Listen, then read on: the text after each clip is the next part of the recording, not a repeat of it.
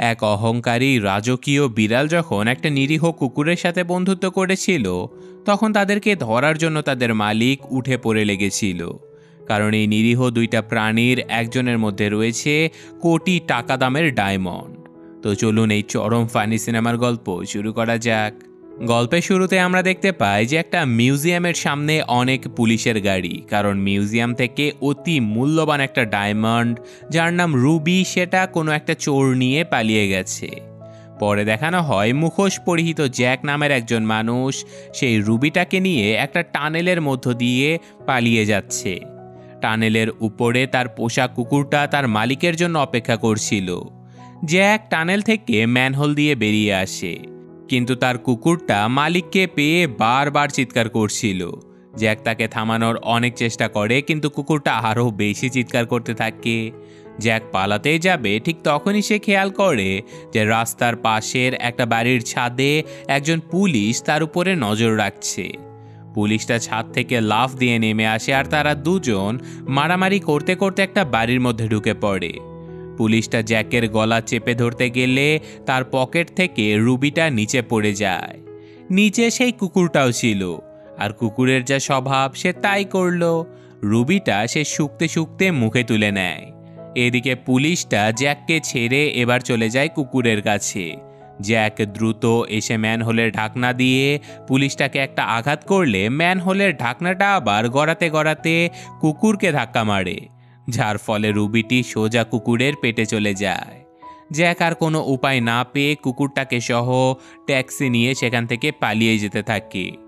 আর এর পরের সিন চলে যায় এয়ারপোর্টে, যেখানে মনিকা নামের একটা মেয়েকে দেখানো হয় যার কাছে তার খুবই আদরের একটা বিড়াল ছিল, আর বিড়ালটার নাম ছিল ডিভা।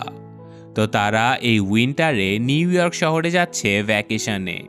আর এই বিড়াল ডিভারও আবার ইনস্টাগ্রামে অনেক ফ্যান ফলোয়ার ছিল। অনেকেই ডিভার সাথে ছবি তুলতে আসে এয়ারপোর্টের ভেতরেই, কিন্তু সেখানে থাকা মনিকাকে কোনো মানুষই পাত্তা দিচ্ছিল না। তো যাই হোক, এখানে মনিকার বিড়ালটাও মানুষদের সাথে সেলফি তোলার সময় বিভিন্ন স্টাইলে পোজ দিতে থাকে। এখানে আবার আমরা জ্যাককে দেখতে পাই, আর সে নিজেও মূল্যবান সেই রুবিটা নিয়ে পালানোর চেষ্টা করছে। তবে কুকুরটা তো তার রুবিটা গিলে ফেলেছে, আর অনেক চেষ্টা করেও সে কুকুরের পেট থেকে রুবিটা বের করতে পারেনি। তাই বাধ্য হয়ে জ্যাক কুকুরটাকে একটা ডায়পার পরিয়ে দেয়, যেন পটি করলে রুবিটা ডায়পারের মধ্যেই পড়ে। এখানে সেই পুলিশ লোকটিকেও দেখানো হয় যে কিনা জ্যাকের পিছু করতে করতে এই এয়ারপোর্ট অবধি চলে এসেছে। জ্যাক লাইনে দাঁড়ানো একজন মহিলার চশমা চুরি করে, যেন পুলিশের কাছ থেকে সে নিজেকে কিছুটা আড়াল করতে পারে। তো জ্যাকের কুকুরটা আবার কোনো কিছুর একটা গন্ধ পেয়ে মনিকার বিড়ালের কাছে চলে যায়। মনিকার বিড়ালটা ছিল খুবই অহংকারী। সে জ্যাকের কুকুরটাকে তার কাছে আসার জন্য হুড়াধুড়া মারতে থাকে। অন্যদিকে কুকুর বিড়ালের মারামারি দেখে মনিকাও জ্যাকের সাথে তর্ক করতে লেগে যায়। পরে মনিকা জ্যাককে অন্ধ ভেবে তাকে সরি বলে নেয়। তো যাই হোক, এয়ারপোর্টের নিয়ম অনুযায়ী কেউ তাদের পোষা প্রাণীকে তাদের সাথে রাখতে পারবে না। এদিকে আবার মনিকা আর জ্যাকের সিটও পাশাপাশি পড়েছে। মনিকা প্লেনের এয়ার হোস্টেজের কাছে তার বিড়াল ডিভার খবর নিতে নিতে মেয়েটাকে বিরক্ত করে ফেলেছিল। এয়ার হোস্টেজ মেয়েটিও তাকে বারবার জানায় যে তার বিড়াল ঠিকই আছে। অন্যদিকে জ্যাকের কুকুর আর ডিভাকে পাশাপাশি রেখে প্লেনের ভেতরে আনা হচ্ছিল। যেহেতু প্রথমেই দুই বিড়াল আর কুকুর মারামারি করেছে, তাই ডিভা কুকুরটাকে একদমই সহ্য করতে পারছিল না। তারা দুজন এত বেশি নড়াচড়া করছিল যে শেষ পর্যন্ত তাদের খাঁচা সহ তারা দুজনেই অনেক দূরে ছিটকে পড়ে। মনিকা আর জ্যাক জানালা দিয়ে তাদের পড়ে যাওয়া দেখতে পায়, আর তখনই অলরেডি প্লেনের সব দরজা জানালা লক করে দেয়া হয়েছিল। মনিকা চিৎকার করতে থাকে প্লেন থেকে বের হবার জন্য, কিন্তু এটা যেহেতু নিয়ম বিরোধী, তাই তাদেরকে প্লেন থেকে বের হতে বারবার নিষেধ করা হয়। কিন্তু মনিকা তার বিড়ালটাকে এতটাই ভালোবাসতো যে সে যে কোনো উপায়ে প্লেন থেকে জ্যাককে সাথে করে নিয়ে বেরিয়ে আসে। আর তাদের বিশৃঙ্খলার জন্য প্লেনের লোকজন পুলিশকে কল করে দিলে তারা এসে তাদেরকে লকআপে ভরে দেয়। মনিকা তার বিড়ালের জন্য অঝরে কান্না করতে থাকে, এমনকি সে লাইভে এসে কান্না করতে করতে সবাইকে জানায় যে তার ডিভা হারিয়ে গেছে। জ্যাক বলে যে আপনি একটু শান্ত হন, আমি এই জেলখানার লোহা কেটে বাইরে বের হতে পারবো। মনিকা তো প্রথমে তার কথা বিশ্বাসই করছিল না। পরে দেখা যায় যে সত্যি সত্যি তারা সেখান থেকে জেলের তালা ভেঙে বাইরে বেরিয়ে গেছে। এরপর আমাদের কুকুরছানা আর বিড়ালটাকে দেখানো হয়, যেখানে কুকুরটা তার খাঁচা ভেঙে বেরিয়ে আসে, কিন্তু ডিভা সেই খাঁচার মধ্যে আটকে যায়। কুকুরটা তাকে অনেক হেল্প করে, কিন্তু ডিভা খাঁচা থেকে বের হবার সময় বারবার আটকে যাচ্ছিল। তাই কুকুরটা তাকে বলে যে তুমি এত বড় কেন? ডিভা প্রচণ্ড রেগে যায়। সে বলে যে আমি বড় না, আমি তো দেখতে নাশপাতির মতো। কিন্তু কুকুরটা এটা মেনে নেয় না। সে বারবার বলতে থাকে, না তুমি যে মোটা হয়ে গেছো এটা মেনে নাও। এ নিয়ে দুজনের মধ্যে আবারও ঝগড়া লেগে যায়। এদিকে প্লেনটি ছেড়ে দিলে ডিভা খুবই আপসেট হয়ে পড়ে। তার মা অর্থাৎ মনিকাকে হারানোর জন্য সে অনেক কষ্ট পায়। তাছাড়াও নিউ ইয়র্কে যাওয়া ডিভার একটা স্বপ্ন ছিল। কুকুরছানাটি জানায় যে সে যেভাবেই হোক ডিভাকে নিউ ইয়র্কে নিয়ে যাবে। আর এমন সময় একটা ঈগল তাদেরকে ধরার জন্য ধাওয়া করতে থাকে। ডিভা জানতোই না যে ঈগল বিড়াল খেতে পছন্দ করে, কারণ সে তো মানুষের সাথে বাড়িতে বড় হয়েছে। কুকুরছানাটি তাকে বাঁচতে হলে দৌড়ে পালিয়ে যেতে বলে, কিন্তু ডিভা তার কথা বিশ্বাসই করছিল না। পরে কুকুরটা বলে যে আরে আসলে ঈগলটা নাশপাতি খেতে পছন্দ করে। এই কথা শুনে ডিভা সেখান থেকে দৌড়ে পালাতে শুরু করে, কারণ সে নিজেকে নাশপাতির মতো মনে করত। এদিকে মনিকা আবার তার বিড়ালের গলায় অনেক আগে থেকে একটা ট্র্যাকার সেট করে রেখেছিল। আর জ্যাক বুঝতে পেরেছিল যে বিড়ালটা যেখানে আছে তার কুকুরটাও নিশ্চয়ই সেখানেই থাকবে। তাই মনিকা ট্র্যাকারের লোকেশন অনুযায়ী জ্যাককে নিয়ে তাদেরকে খুঁজতে বেরিয়ে পড়ে। এদিকে পুলিশ তো তাদের পিছু পড়ে আছে। আর সেই পুলিশ অফিসারটি যাকে আমরা প্রথমেই দেখেছিলাম, সে তো জ্যাককে না ধরা পর্যন্ত যেন শান্তি পাচ্ছিল না। যাই হোক, এদিকে আমাদের ডিভা আর কুকুরছানাটি ঈগলের কাছ থেকে পালাতে পালাতে একটা ময়লার পাইপের মধ্যে ঢুকে পড়ে। এত সব কিছুর মধ্যেও ডিভা কুকুরটাকে জিজ্ঞাসা করে যে একটু অপেক্ষা করো, তুমি এখনও তো আমার প্রশংসা করনি। আমি দেখতে কেমন, আমার চুল কেমন, আমার নখ কেমন, আমার লেজ কেমন, এইসব তো তোমার বলা উচিত। কুকুরটা তার এইসব কথার কোনো পাত্তাই দেয় না। এদিকে ডিভা এই ময়লার ভেতরেও ভাব নিয়ে হাঁটতে গেলে সাথে সাথে পা পিছলিয়ে বারবার সে পড়ে যেতে থাকে। আর কুকুরছানাটি তাকে বিভিন্নভাবে সান্ত্বনা দিয়ে বলে যে সাবধানে চলো, আমি তোমার সাথেই আছি। অন্যদিকে মনিকা আর জ্যাক জ্যামে আটকে গিয়েছিল। আর তখনই খবরে বলা হচ্ছিল রুবি চুরির এই ঘটনাটা। মনিকা বলে যে এটা অবশ্যই কোনো ক্যাট হবে। জ্যাক তো অবাক হয়ে যায়, কারণ একটা বিড়াল কিভাবে রুবি চুরি করতে পারে। মনিকা জানায় যে আসলে যে লোকটি মুখোশ পরে এইসব চুরি ডাকাতি করে থাকে সে তার কোনো অপরাধের জন্যই আজ পর্যন্ত ধরা পড়েনি। তাই সাধারণ সব মানুষেরা সেই লোকটাকে ক্যাট উপাধি দিয়েছে। আর মনিকা নাকি সেই লোকটার অনেক বড় একজন ভক্ত। জ্যাক তো জানতোই না যে তার নাম ক্যাট হয়েছিল আর তারও ভক্ত থাকতে পারে।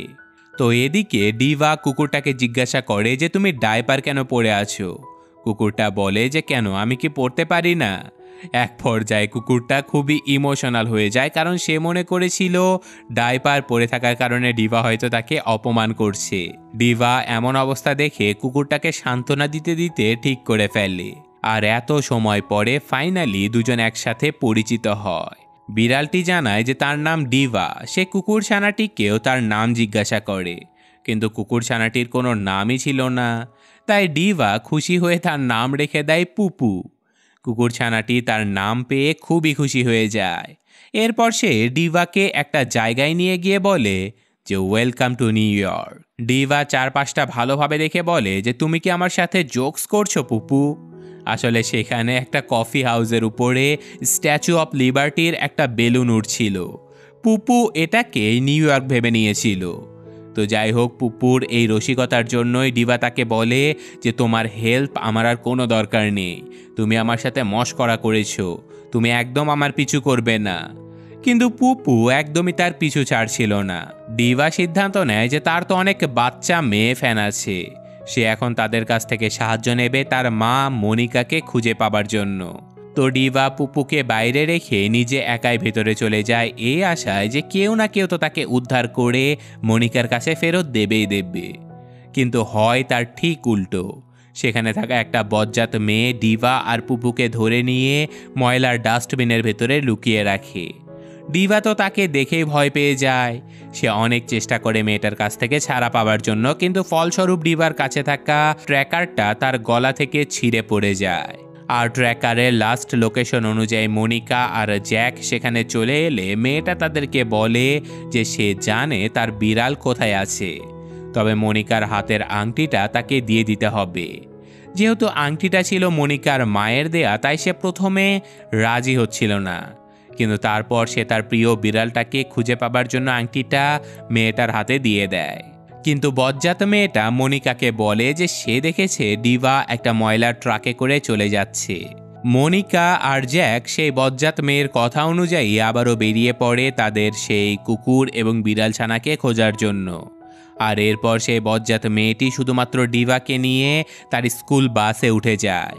আর এদিকে পুপু ডিভাকে বাঁচানোর জন্য কোনো রকমে দৌড়াতে দৌড়াতে স্কুল বাসের পেছনে উঠে পড়ে।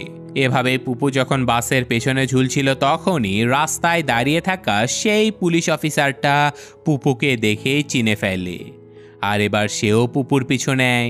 এদিকে বাসের মধ্যে থাকা সকল বাচ্চা মেয়েরা মিলে ডিভাকে সাজিয়ে গুছিয়ে নিয়ে একসাথে ইনস্টাগ্রামে লাইভে চলে যায়।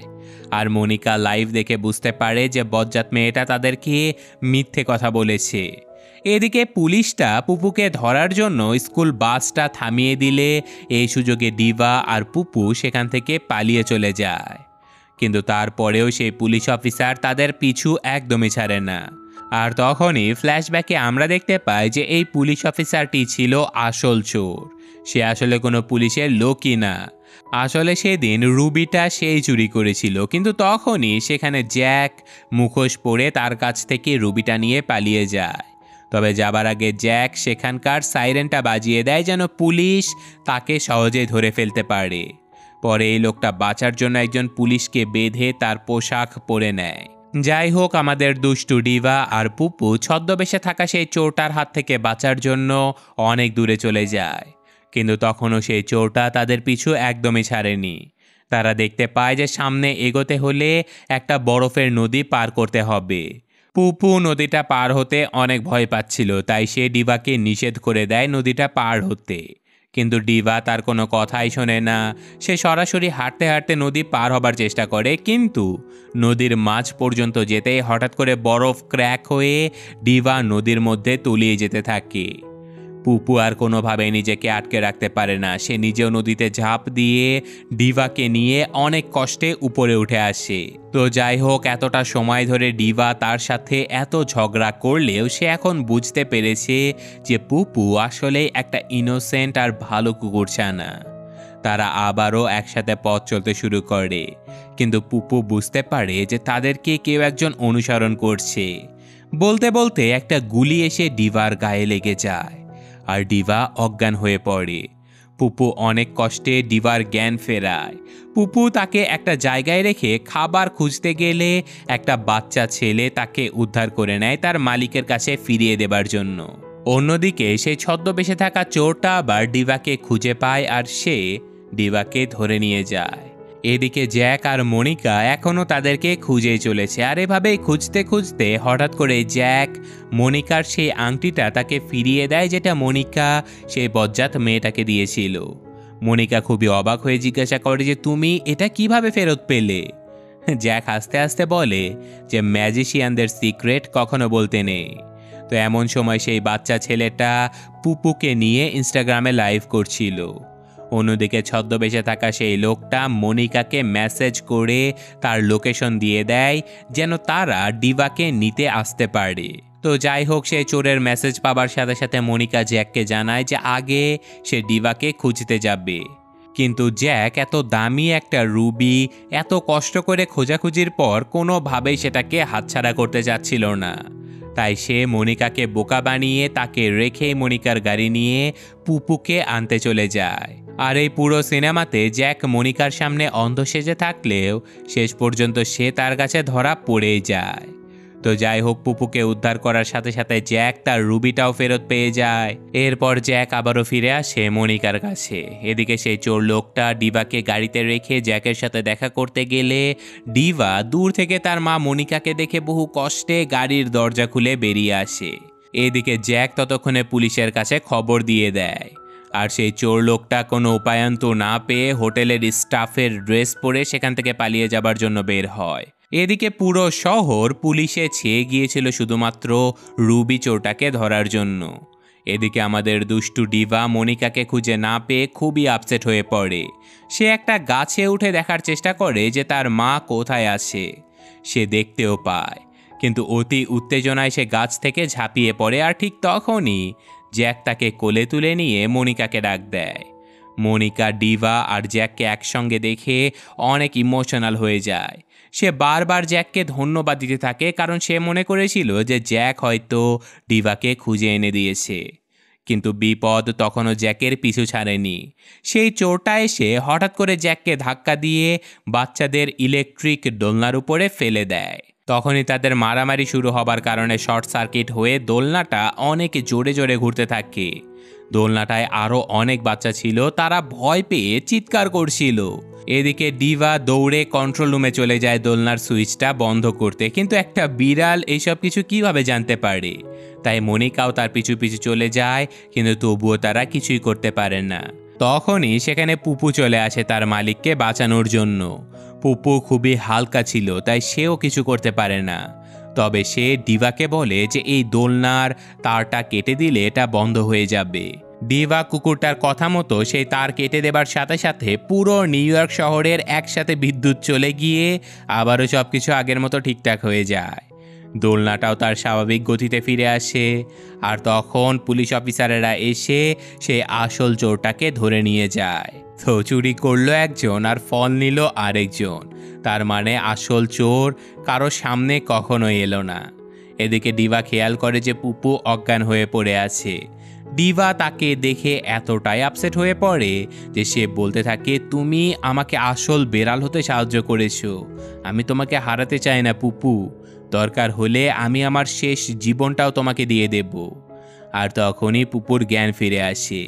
তো এরপর সব কিছু ঠিক হয়ে গেলে তারা সবাই মিলে নিউ ইয়র্ক শহরে ঘুরতে যায়। আর জ্যাক তার রুবিটা মনিকাকে দেখায়। মনিকা এটা দেখে অবাক হয়ে যায়, কারণ সে ছিল জ্যাকের অন্ধভক্ত। কিন্তু সেই জ্যাকই যে তার সাথেই ছিল এটা সে কখনোই বুঝতে পারেনি। আর এই ঘটনার সাথে সাথে গল্পটা এখানেই শেষ হয়ে যায়। তো কেমন লাগলো গল্পটা কমেন্টে জানাবেন। আমি আজকের মতো বিদায় নিচ্ছি। আল্লাহ হাফেজ।